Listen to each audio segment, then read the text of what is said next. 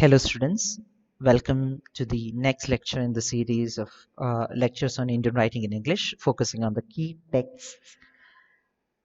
In the previous lecture, we have looked at the earlier period leading up to 1857, the first war of Indian independence. And in this lecture, we will be looking at the period between 1857 and 1920. So, to begin with, the context of this period of change, this can be described as a period of change because it marks 1858 marks the end of company rule after the end of the Great Revolt or the First War of Indian Independence. In July of 1858, East India Company's rule of India is transferred from East India Company to the directly to the monarchy, and though the company was dispersed only in was dissolved officially only in 1874 January 1st, the changes in the rule of India was very evident. First of all, we can notice the rise of a new class of British civil servants. There is a shift towards a new revival of evangelical thought in England, and also the new British civil servants are elected, or they are not hereditary positions anymore like it was under East India Company's rule, and these new people come through after clearing a competitive examination, and these men believed in merit and their own moral superiority over the natives, while a lot of the earlier um, British civil servants under the company's rule had a tendency for or affinity towards India. These new breed of civil servants believed themselves to be absolutely superior to the natives, and they kept their distance from the native communities and formed uh, grouped into small towns outside or in the center of what is small white towns in the center of the colonial cities of India. And this was also supported or assisted by the fact that Indian English officials were able to travel between England and India in less than a month because of technological advancement in sailing, and also due to the opening up of Suez Canal. So this led to the families of the civil servants also settling in India, leading to a complete isolation of these officials from the local communities. And this rift was reciprocated by the new Indian middle class as well. The attitude of the Indian middle class, Indian society towards Britain was also changing. And there was the rise of new Indian middle class as a result of the establishment of universities in 1857. Um, the spread of railways, which allowed them to connect with each other more efficiently and effectively, and the growth of native press, which allowed for transmission of their ideas freely, and the rise of English as a common language to tie this young intelligentsia spread across regional and linguistic divide. This young middle class in new Indian middle class trained in Western education, trained with Western education, but with a strong sense of Indianness. They led a spiritual revival.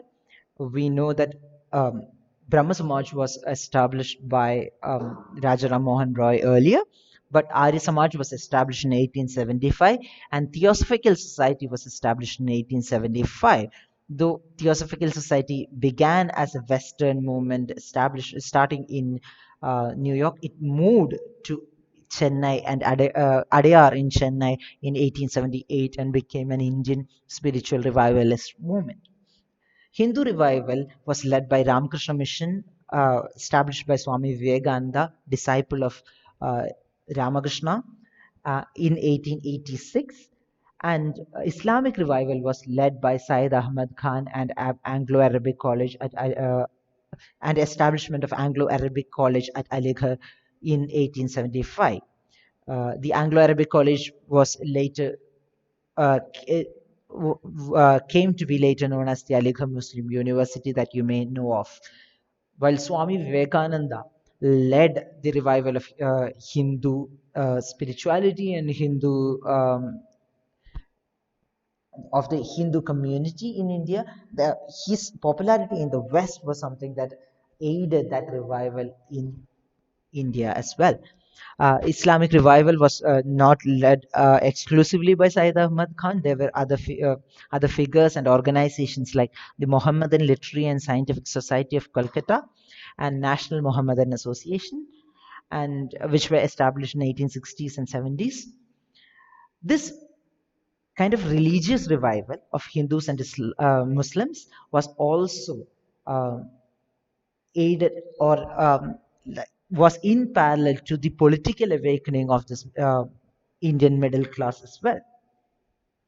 British India Association, Bengal British India Society, British India Association of Calcutta are some of the political entities that were established during this period. But this culminated in the formation of Indian National Congress, which was initially only a group of moderates, but with the rise to leadership of Bal Gangadhar Tilak and Arabindo Ghosh, radicals like Arabindo Ghosh.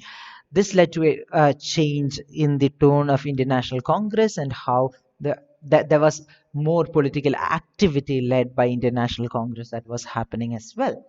Something that triggered this move towards radicalism was the both events that triggered this happened in 1905. One was the partition of Bengal by Lord Curzon, an ill-advised move led by Lord Curzon, which was supposed to divide the Indian community along religious lines, but led to a joining of forces by people who had different interests and led to a consolidation of political power of Indians. In 1905, the same year as of Bengal partition, uh, Japanese victory over Russia, a world event, also impacted the Indian political movement. This burst the myth or bubble of Western superiority and proving that a Japanese force, an Eastern force, can uh, defeat a Western force on the battlefield. So this is a period that sees a shift from the trauma of inferiority to a newfound self-confidence. And this self-confidence is also reflected in Indian writing in English as it moves from imitation and assimilation of the Western creative outputs to a newfound original and creative kind of path. Let's begin by looking at some of the figures in poetry.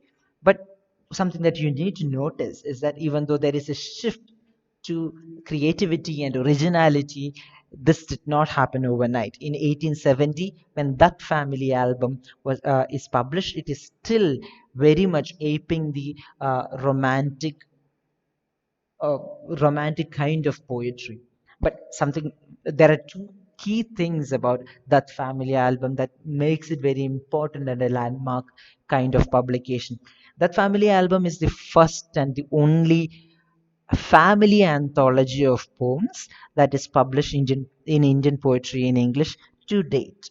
It is a family anthology of poetry which contained poems by 187 poems by the Dutt brothers. Um, the Dutt brothers are Govind Chandra Dutt, Har Chandra Dutt, and Girish Chandra Dutt. And the poems were also by Umesh Chandra Dutt, their cousin. These were the four brothers who were involved in the production of that family album. It had absolute technical competence, but it was still unattended by any kind of freshness or genuineness of response to their surroundings.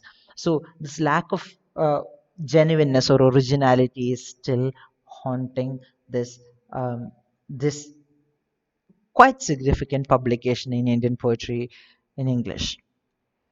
But then we have Ram Sharma, which was the pen name or pseudonym of Navokishan Ghosh.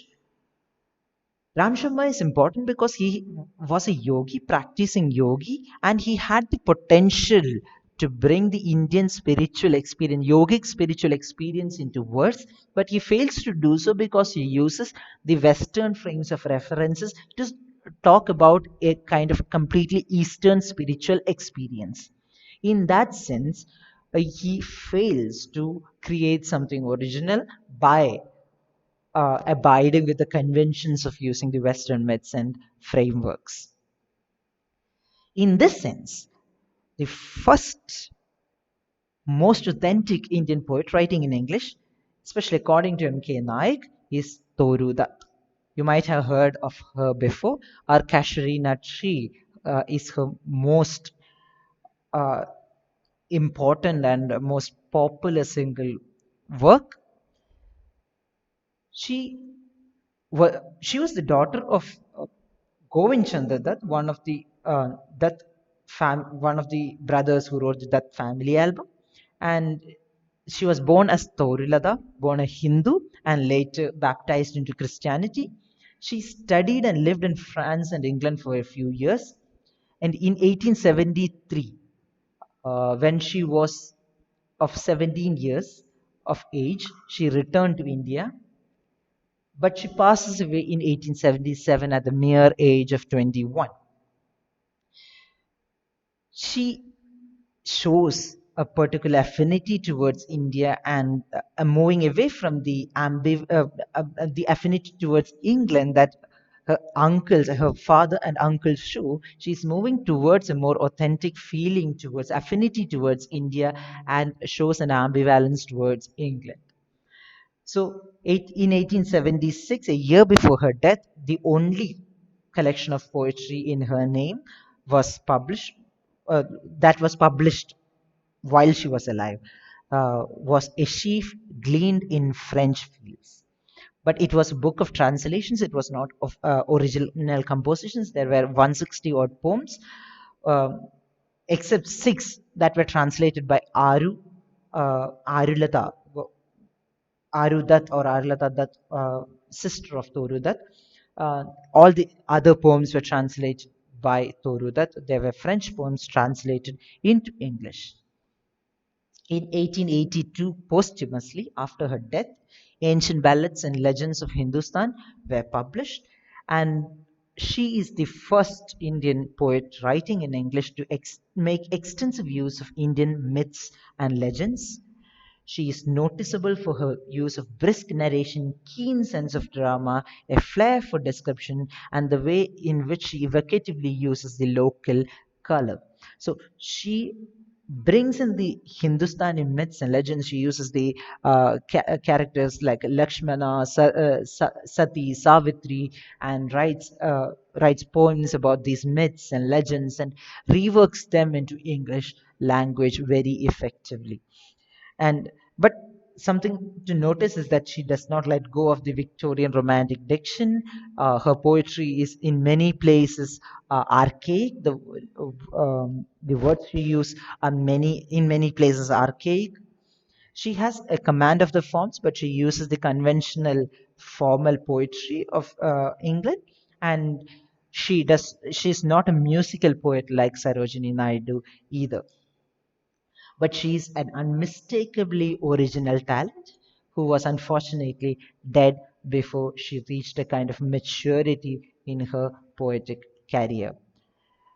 So we will continue with the rest of the poetic and prose works of the spirit in the lecture tomorrow. Thank you, guys.